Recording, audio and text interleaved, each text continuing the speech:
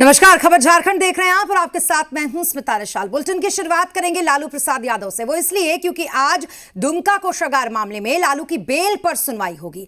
Jharkhand high court में यह सुनवाई होगी। आपको बता दें कि दुमका कोषागार से जुड़े मामले में लालू प्रसाद यादव को 7 साल की सजा हुई है। लालू की तरफ से यह सजा की आधी अवधि गुजर जाने को आधार बनाया गया है। 25 जनवरी को लालू के वकील की तरफ से हाईकोर्ट में सप्लीमेंट्री एफिडेविट फाइल किया गया था। कुल मिलाकर दिल्ली में इलाजरत लालू यादव की नजरें झारखंड हाईकोर्ट पर टिकी रहेंगी। जस्टिस अपरेश सिंह की अदालत में इस मामले की सुनवाई होगी। अब आपको बता दें कि दरअसल आज क्यों ये बेहद खास दिन है आज का, क्योंकि कहा यह जा रहा है कि लगभग 44 महीनों तक जेल में रह चुके लालू प्रसाद यादव अपनी आधी अवधि जो है वो काट चुके हैं और यही आधार भी बनाया गया है। आज लालू प्रसाद यादव की तरफ से जो एफिडेविट फाइल किया गया है उनके वकील की तरफ से, उसमें इसी को आधार और साथ ही साथ उनके बिगड़ते हुए स्वास्थ्य को भी इसमें आधार बनाया गया। अब इसके आधार पर आज अपरेश सिंह की जो अदालत है जिसमें जब वो बैठेंगे तो इसके आधार पर वो सुनवाई करेंगे। इसलिए बेहद महत्वपूर्ण ये आज की जो सुनवाई है वो ये। तो उसके साथ ही आपको यह भी बता दें कि चारा घोटाले के जो 4 मामले थे उसमें से 3 में उनको अब तक जमानत मिल चुकी है, यानी कि ये आखिरी मामला है। अगर आज उनको इस मामले में भी बेल मिल जाती है तो इसका मतलब ये होगा कि वो बाहर आ सकते हैं। चारा घोटाला मामले में सजा याफ्ता लालू प्रसाद यादव के लिए आज का दिन बेहद अहम होने जा रहा है, क्योंकि आज लालू प्रसाद यादव के मामले पर झारखंड हाईकोर्ट में सुनवाई होनी है।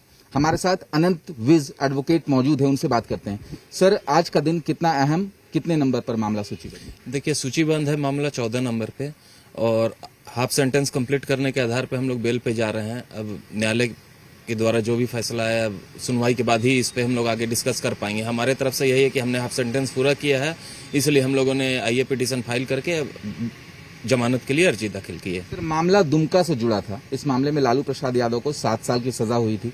आप कहते हैं कि आधी अवधि उन्होंने गुजार ली है, लेकिन सीबीआई ने पिछली तारीख को विरोध किया था। उनका तो ये भी कहना था कि इस मामले में लालू प्रसाद यादव ने एक भी दिन जेल में नहीं गुजारा। देखिए, सीबीआई का कहना है, उसको वो अपने पार्ट का काम कर रहे हैं, उस पर हम कोई कमेंट नहीं करना चाहेंगे। सीबीआई का अपना पार्ट का काम है। हम लोगों का अपना पार्ट है कि हम लोगों ने प्रोडक्शन वारंट इशू करवाया हुआ था। जिस दिन हम कस्टडी में गए थे फर्स्ट टाइम, उसी समय हम लोगों ने प्रोडक्शन वारंट इशू करवाया हुआ था। उस हिसाब से हम लोग अपना काउंट कर रहे हैं, तो हाफ सेंटेंस हम लोग का कंप्लीट हो रहा है और इसीलिए हम लोग जमानत के लिए अर्जी दाखिल कर रहे हैं। आज की सुनवाई से कितनी उम्मीद? देखिए, सुनवाई से तो उम्मीद रहती है कि हाफ सेंटेंस कंप्लीट कर लिए हैं तो बेल के लिए हम लोग अपना जो एलिजिबल है, हम लोग हाफ सेंटेंस अपना कंप्लीट कर चुके हैं। तो बिल्कुल, ये थे लालू प्रसाद यादव के अधिवक्ता अनंत कुमार विज। इन्होंने साफ तौर पर कहा है कि आज मामला सूचीबद्ध है, सुनवाई होगी और उम्मीद है कि लालू प्रसाद यादव को हाईकोर्ट से जमानत जरूर मिलेगी। कैमरा पर्सन संजय पांडे के साथ कामरान जलीली, जी मीडिया, रांची।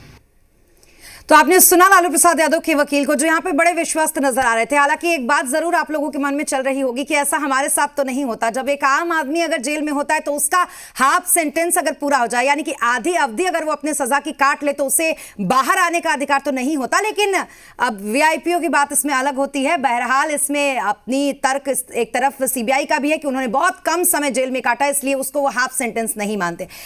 लेकिन आज जो जिस तरीके के हालात हैं उससे कहीं ना कहीं ये तो साफ है कि बहुत जल्द जब सुनवाई होगी तो हो सकता है कि आज उनको बेल मिल जाए। इस बेल पर क्या कुछ कहना है राजनीतिक पार्टियों का, अलग अलग लोगों का, वो भी आपको सुनवाते हैं आज लालू यादव की इस बेल या जेल पर। हम सभी लोग भी यही चाहते हैं, जो भी व्यक्ति होगा, मुझे लगता है शायद ही कोई ऐसा व्यक्ति होगा जो जिसकी इच्छा होगी कि लालू यादव जी बाहर ना निकले। वो एक राष्ट्रीय नेता है, बुजुर्ग हो चुके हैं, तबीयत खराब है उनकी, उनको तो ह्यूमैनिटेरियन ग्राउंड पर भी कंसिडर करना चाहिए। और हम लोगों को लगता है, झारखंड मुक्ति मोर्चा पूरे परिवार की ओर से हम उम्मीद करते हैं कि निश्चित तौर पर आज अदालत उनके पक्ष में फैसला सुनाएगी और वो जमानत पर रिहा होंगे। हाईकोर्ट ने सरकार को 3 बार फटकार लगाई है कि 3 बार उन्होंने जेल मैनुअल का जो उल्लंघन हुआ था लालू प्रसाद के मामले में, उसकी विस्तृत रिपोर्ट मांगी थी और तीनों बार सरकार ने आधी अधूरी रिपोर्ट दी, जिसके कारण उच्च न्यायालय ने सरकार को कड़ी फटकार लगाई। तो ये आखिर आधी अधूरी रिपोर्ट क्यों देते हैं अदालत के सामने? ये क्या कवर अप करना चाह रहे हैं, क्या छिपाना चाह रहे हैं कि किस पैमाने पर जेल मैनुअल का उल्लंघन हुआ था? सरकार को इसका जवाब देना चाहिए। हम सब भी यही उम्मीद लगाए बैठे हैं और संवैधानिक प्रावधानों के तहत जो विषय आया है वो है कि आधी से ज़्यादा सजा वो काट चुके हैं और कई गंभीर बीमारियों से वो ग्रसित है। तो मुझे लगता है कि न्यायालय से जो आदेश आएगा वो सभी के लिए सुखद होगा। जी हाँ, तो ये अलग अलग प्रतिक्रिया हमने आपको सुनवाई और थोड़ी देर पहले आपने देखा अधिवक्ता से बात भी किया था हमारे संवाददाता कामरान ने। इस वक्त हमारे साथ कामरान जुड़ चुके हैं। कामरान, लंबे समय से नजर आप भी बनाए हुए हैं लालू प्रसाद यादव पर। आज जेल या बेल, इस पर सबकी निगाह है, लेकिन इस बीच संभावना किसकी ज्यादा लग रही है?